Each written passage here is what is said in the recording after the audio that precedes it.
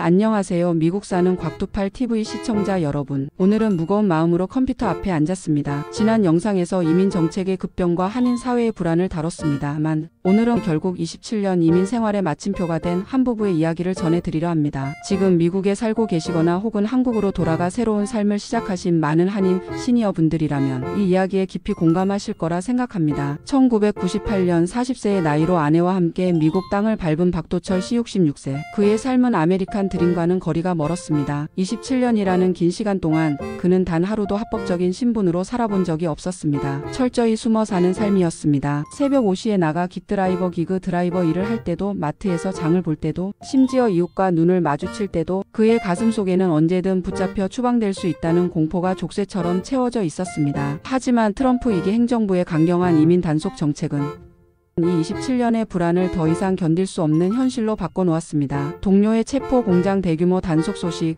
그리고 이웃을 잠재적 신고자로 만드는 포상금 이야기까지. 박도철 씨는 결국 눈물을 머금고 자진 출국 셀프 마이너스 디포트를 선택했습니다. 많은 분들이 왜 27년이나 살았는데?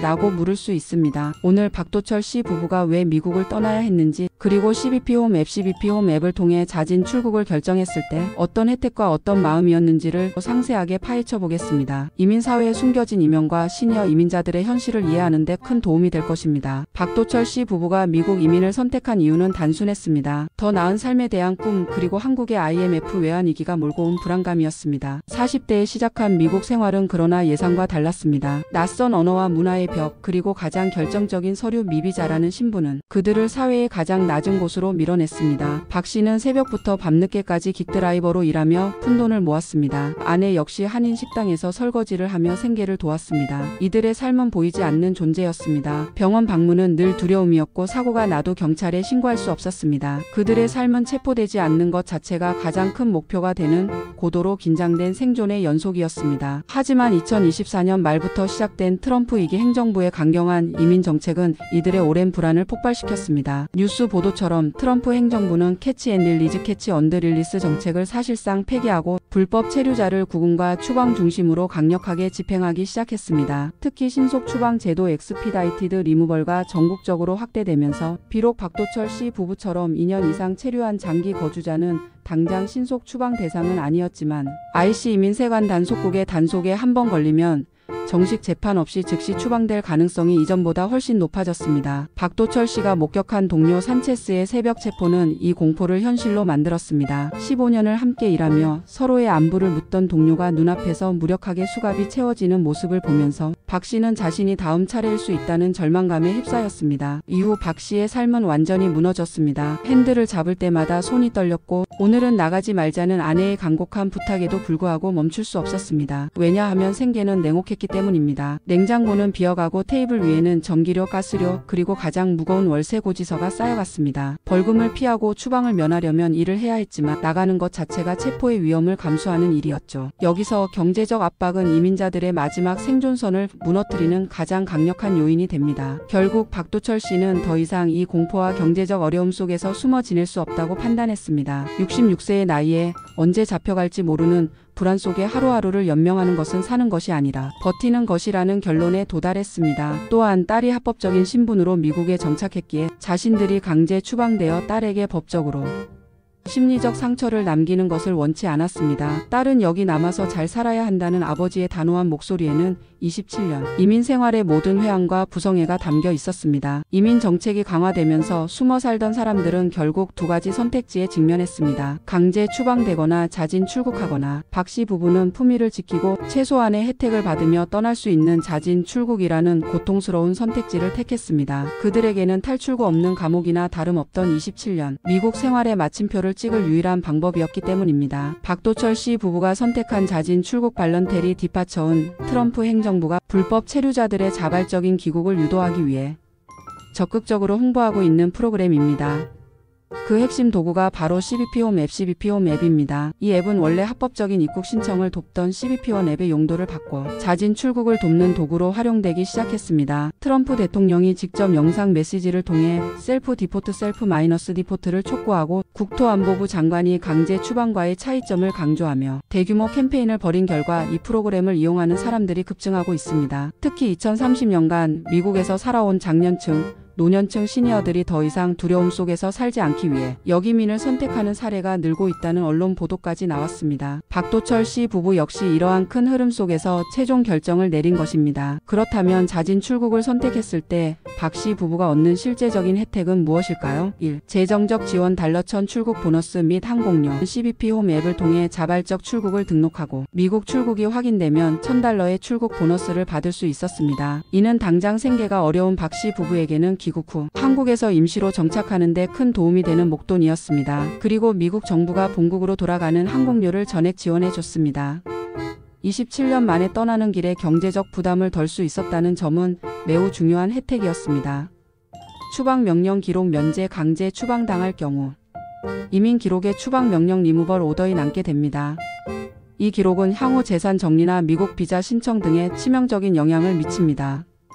그러나 자진 출국은 이 추방 명령을 받지 않고 출국하는 것이기에 이민 기록이 깨끗하게 유지됩니다.